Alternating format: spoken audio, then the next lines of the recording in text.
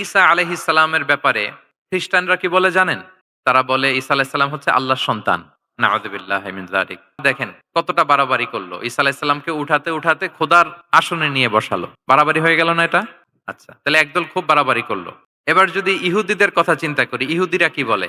ইহুদিরা একেবারে উল্টো। তারা বলে ঈসা আলাইহিস সালাম হচ্ছে ইবনু জিনা, মানে জারদ সন্তান। নাউযুবিল্লাহ। দেখেন তাদের প্রত্যেকের আকীদা শোনা মাত্রই আপনাদেরকে বলা লাগতেছে না যে নাউজুবিল্লাহ বলেন। আপনারা স্বতঃস্ফূর্তভাবেই বলতেছেন নাউজুবিল্লাহ। তার মানে একদল বাড়াবাড়ি করলো, একদল ছাড়াছাড়ি।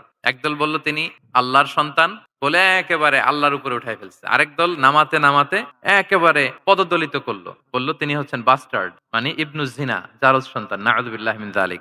একদল নিয়ে গেল একেবারে উপরে, আরেক দল একেবারে নিচে। কিন্তু আমরা কি বলি দেখেন, আমরা বলি ঈসা আলাইহিস সালাম উনি হচ্ছেন আব্দুল্লাহি ওয়া রাসূলুহু। তিনি হচ্ছেন আল্লাহ তাআলার দাস বা বান্দা এবং আল্লাহর সম্মানিত রাসূল। দেখুন কতটা ব্যালেন্স এই আকীদা। আমরা আব্দুল্লাহ বলার মধ্য দিয়ে বেসিক্যালি নাসারাদেরকে রিফিউট করি।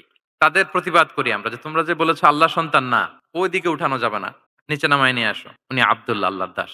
আর রাসূলুহু সম্মানিত রাসূল বলে আমরা বেসিক্যালি ইহুদিদেরকে রিফিউট করি, তাদের প্রতিবাদ করি। আমরা বলি যে না, তোমরা যে বলেছো উনি জারজ সন্তান না, ওনার সম্মানকে পদদলিত করা যাবে না, উপরে উঠাইতে হবে। উঠায়া রাসূল ও সম্মানিত রাসূল।